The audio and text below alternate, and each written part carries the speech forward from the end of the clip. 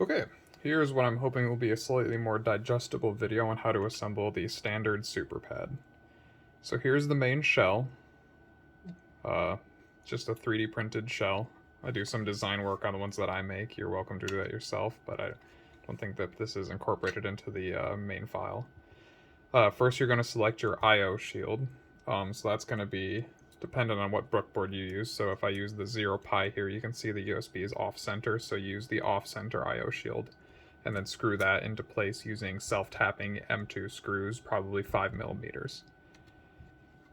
Use the centered one if you use something like the Brook UFB. I think that's the only one that's centered as far as I have ever used. Then after you get that, you can prepare your board. I use quick connectors for all my components, so it's a little easier. I can put them in the board before I get it into the shell, and then all of the different components will have their connectors. You don't have to do that. You can certainly save the money and just solder them directly. So when you're making these parts, just solder a single individual wire, and then that gets screwed in the terminal when it's all assembled. I'm going to do this. It's a little easier, and it's also a lot easier to demonstrate. You'll need all of the different components, so you'll need a D-pad module. Right now there's ones that use the PS4 D-pad, and then there's ones that use a Game Boy DMG D-pad. I like the PS4 one. It's a little chunkier. So that's one I have here. It's also the only one I made a tutorial for so far. I might make one for the DMG, but it's basically the same assembly. You'll also need the clicky stick. Don't put the top on it yet until it's assembled. And you'll need a button grid. This is the thumb button grid. There is also an overhand button grid, so this is intended to be used this way. There's an overhand one that's intended to be used this way. The difference is the weight of the switch. You'll need a home button. So that's just a 12mm button here with 2 leads soldered to it. And then you'll need start and select, which can be any sort of MX style switch with caps. And then you'll need an L2 and L1 module. Most of them that I do will have a chalk switch here and an MX switch. I ran out of chalk switches, so this one's 2 full size with a slightly lower profile one. It's still easy to hit them distinctly, so. We'll start out by putting the board in there, so let's do that first.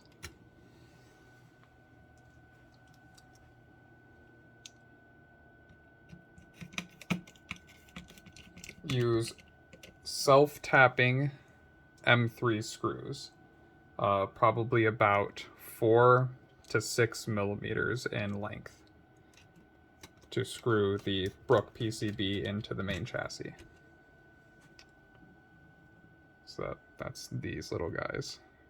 Make sure that they are pointed and have a higher pitch, so they're not machine screws, they're self-tapping plastic screws.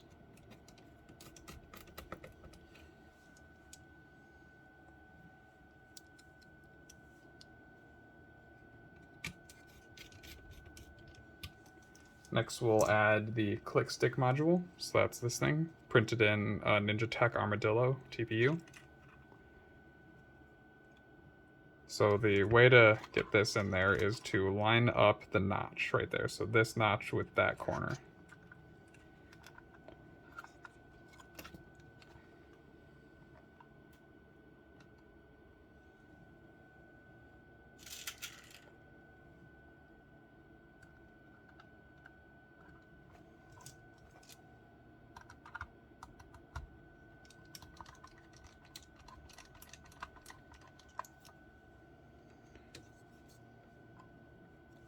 Once you have one screw in, it should make the other ones a little bit easier. I'm using, again, self-tapping M2 screws. These are 10 millimeters for these.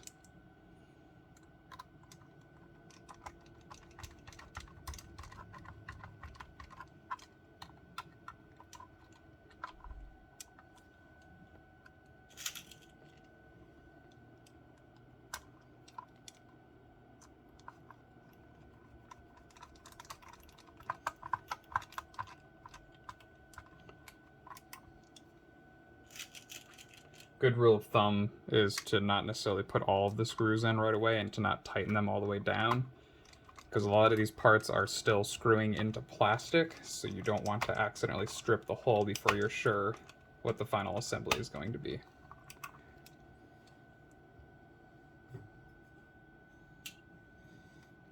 Okay, next we'll do the D-pad module. That fits just under the click stick module, like that. You might have a little bit of wire interference. There we go. Okay. And then let's get some screws for that. Again, 10 millimeters for this one.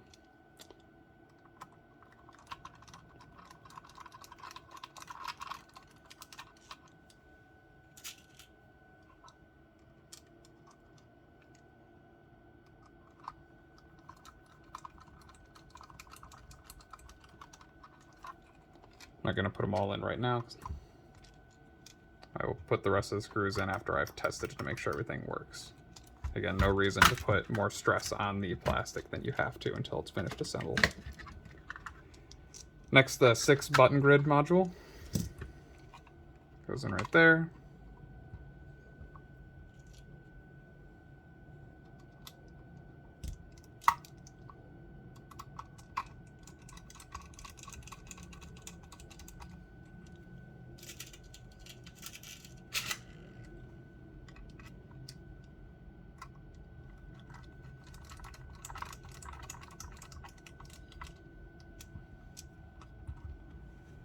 Okay, we'll do the home module next, so just feed the lead wires through here.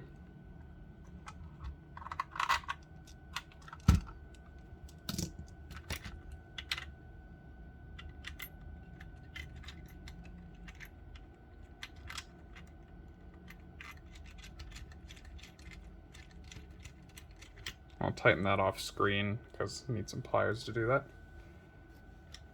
Next we'll do the start and select, so those are the ones that are the same size. Let's go up there.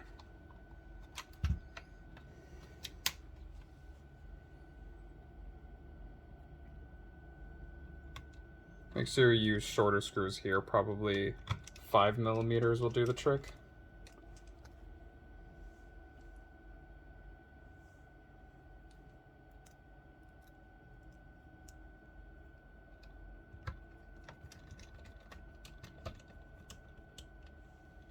Okay, and then last will be the, where did that come from? There we go. Last will be the L2 and L1 modules, or LB, LT if you're an Xbox person.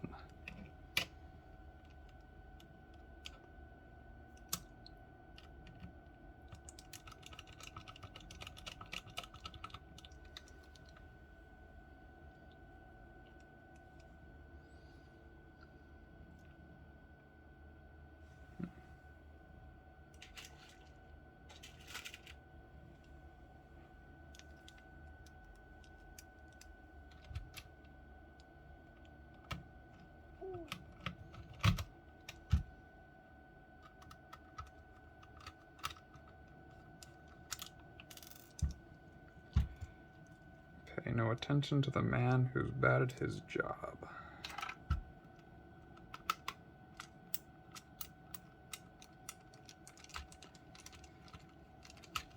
Fingers are getting clumsier. Okay. There, that's all the main parts assembled, so now we'll go through and attach all the pieces. So, attach the connector for the D-pad module. Attach the button grid.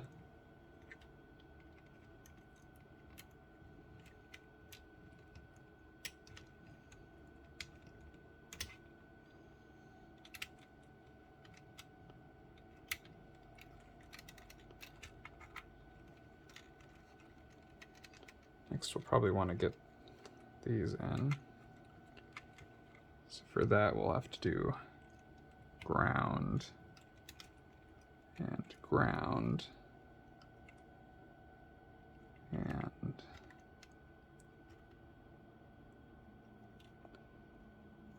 I don't know if that'll fit.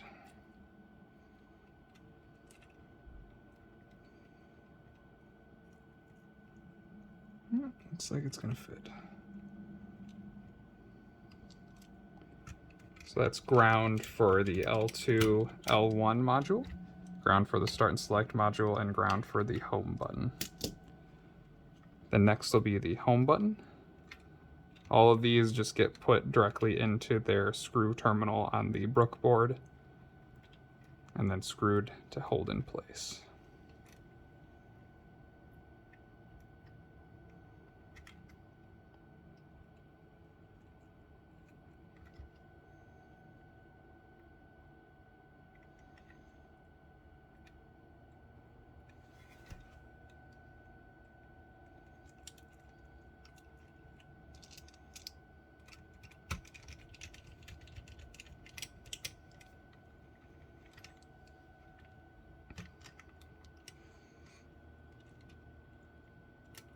Left trigger.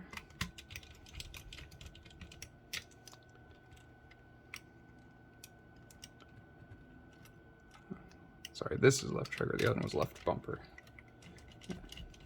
Can you tell I'm a PlayStation guy? Alright. And then next will be start and select, so it looks like blue is select. So share actually.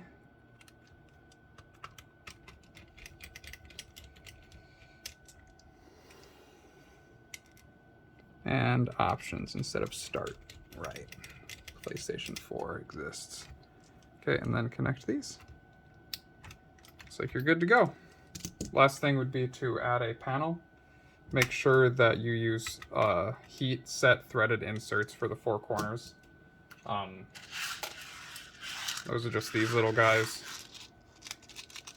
They're really easy to do. I just take like a pair of tweezers, hold the top of them, take a soldering iron, insert it in, and then guide it into the hole and push down as it's heating up. And that'll guide it into the hole, and then when it's fully in the hole, make sure you use the tweezers to press it in the hole as you pull the soldering iron out, and then let it cool, and you'll have a threaded insert that lets you remove and reinsert screws a bunch without ruining the plastic.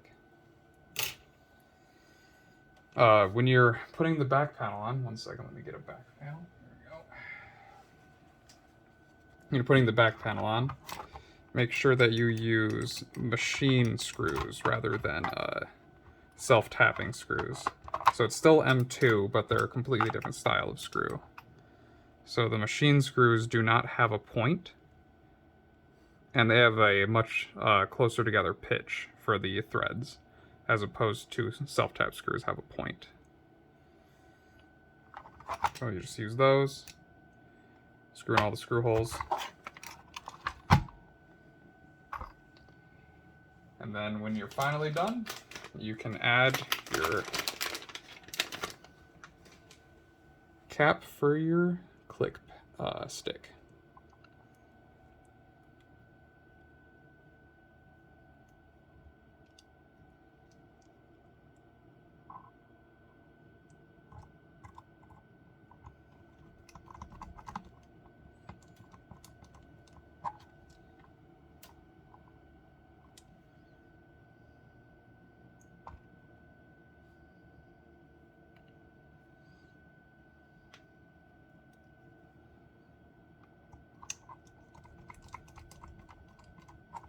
All right, there we go.